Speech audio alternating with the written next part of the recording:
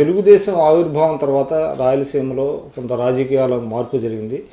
ముఖ్యంగా బడుగు బలహీన వర్గాలకి కొంత అండగా నిలబడింది పార్టీ కాంగ్రెస్ పార్టీ కంటే రిలేటివ్గా అనేటువంటిది ఒక నానుడి ఉంది.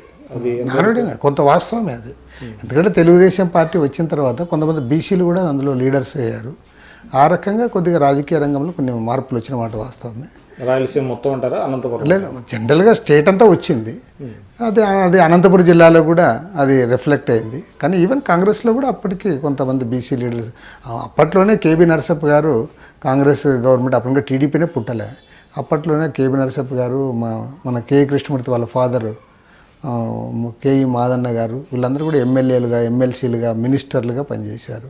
అక్కడ కూడా ఇక్కడ అనంతపురం జిల్లాలో కూడా మంత్రులుగా కూడా పనిచేశారు బీసీ నాయకులు అంతా.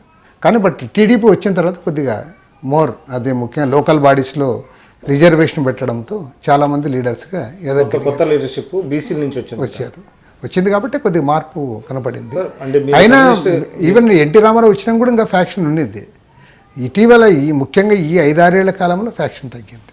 ఈ 10 ఏళ్ల కాలం అంటే అది సహజంగా తగ్గుతూ వచ్చింది తప్ప ఎవరి ప్రయత్నం లేకుండా, అంటే ఏ రాజకీయ పార్టీ కూడా తగ్గించాలి అనేట్లా నేను 2-3 కారణాలుగా భావిస్తాను. ఒకటేమంటే ప్రజల్లో చైతన్యం పెరిగింది, కొద్దిగా విద్య విజ్ఞానం ఇవన్నీ కూడా పెరిగాయి.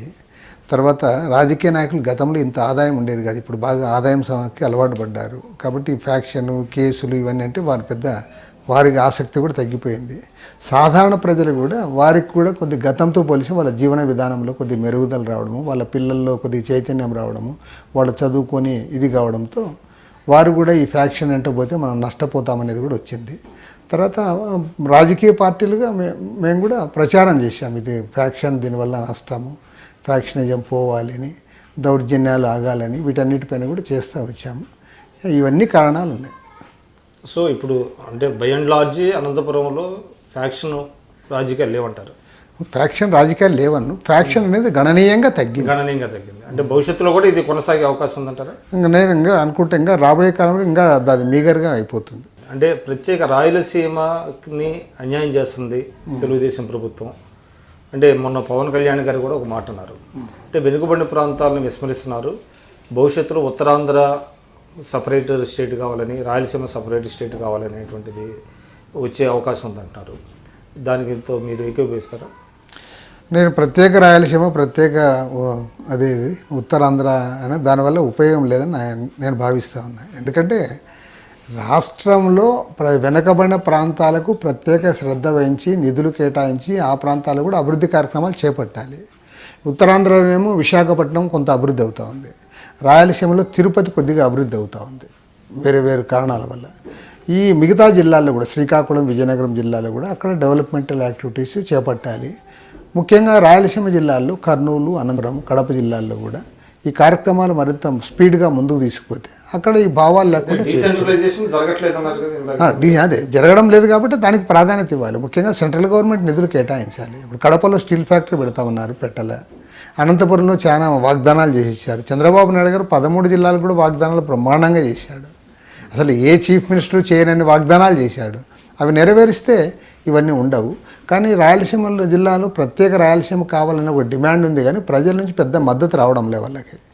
కానీ మద్దతు ఇంకెప్పుడూ రాదని అనుకోవడానికిలే, ఎందుకంటే గవర్నమెంట్ నిర్లక్ష్యంగా వాళ్ళకి ఏమి చేయకపోతే ఎందుకులే నువ్వేం చేయవు కాబట్టి మాకు సపరేట్ కావాలనే నినాదం. ముఖ్యంగా మీరు ఇందాక చెప్పారు, అంటే రాజధాని ప్రాంతంలో అమరావతిలో ఏదైతే ప్రభుత్వ భూములు, అటవీ భూములను డీనోటిఫై చేసి ఆ కడపలోనూ అనంతపురంలోనూ అక్కడ మళ్ళీ అడవులను పెంచుకునే అవకాశం కల్పిస్తే ప్రభుత్వం కొన్ని నిర్ణయాలు తీసుకుంది. వీటి వల్ల కూడా కొంత రాయలసీమ ప్రజలు అసంతృప్తి పెరుగుతుంది అనేటువంటి వాదన ఒకటి బయలుదేరింది.